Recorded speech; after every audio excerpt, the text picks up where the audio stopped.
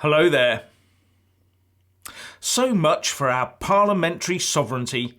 It turns out that Parliament has no sovereignty at all.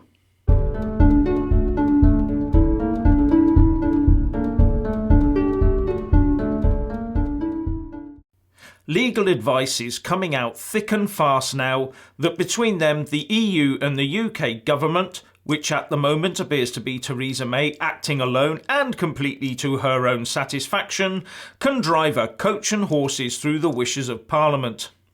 And it is the fault of Parliament itself that this is the case.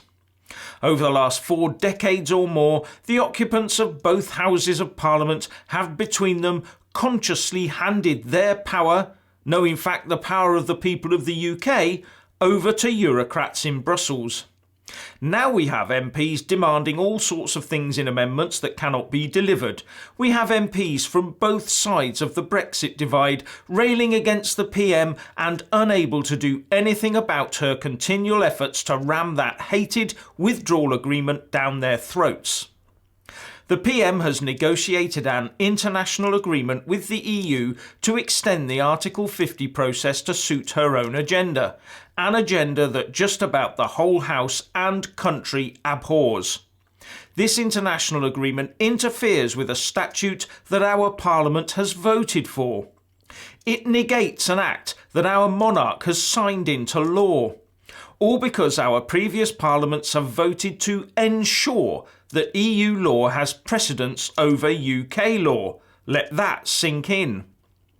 And even the statutory instrument that the PM laid before Parliament this afternoon to give effect to the Article 50 extension in UK law appears to have been a pure exercise in paperwork.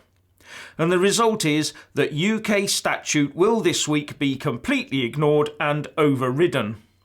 And another factor that has been unclear to me until today is that for Section 1 of the EU Withdrawal Act that repeals the European Communities Act 1972 to become effective, it seems to require some sort of commencement order signed by the Prime Minister, and that does not appear to have happened yet. The upshot is that, depending on the result of future votes this week, we will either leave with the PM's deal on the 22nd of May or without a deal on the 12th of April unless we commit to another extension and holding EU MEP elections. And that further extension, I suppose, could be agreed in exactly the same way, i.e. no parliamentary intervention. According to all this legal advice, we will not be leaving on the 29th of March, full stop, whatever the Act of Parliament says. That shows that even with our supposedly sovereign Parliament voting to repeal the European Communities Act 1972 that took us into this mess in the first place, we are stuck with the EU. Our MPs are powerless. So why do we employ them? The whole of Parliament votes for something and it is proved meaningless. Our Remainer-dominated MPs are now boxed in by their own obsession with the EU. They want to direct what goes on, but they are stitched up by their own previous decisions to hand our power away. And all the while we hear that the EU is ready for a no deal, that the Irish border is ready for a no deal, and that the UK is ready for a no deal. But the PM still pushes this EU colony status deal on us. And to try and give her case credence, she suddenly comes up with a new excuse that had the DUP seething. Theresa May is suddenly claiming today that a lack of government in Stormont has prevented no-deal preparations in Northern Ireland. Well, this came as a big surprise to the DUP, and they made the point that all the preparations made so far have been done UK-wide. This whole debacle beggars belief. The people of the UK thought that they were sovereign and had issued an instruction to a body that they had loaned their sovereignty to, i.e. the UK Parliament.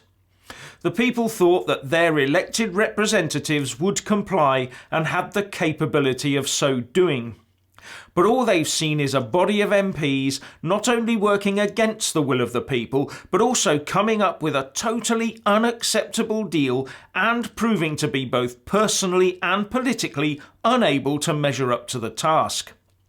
They've seen a weak government now openly using every nasty little administrative device to try and force an unwanted deal on the country, and a ragtag opposition unable to do anything meaningful about it.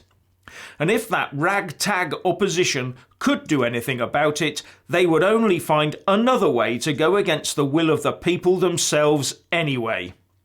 And my fear is that unless the UK leaves the EU at 11 p.m. this Friday, the 29th of March, this will not end well.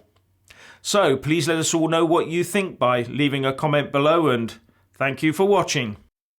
Please do like and share this video, and also subscribe to my channel. And when subscribing, please do remember to press on the little bell next to the subscribe button. That way you'll get an alert every single time I put up a new video. Thank you very much for watching.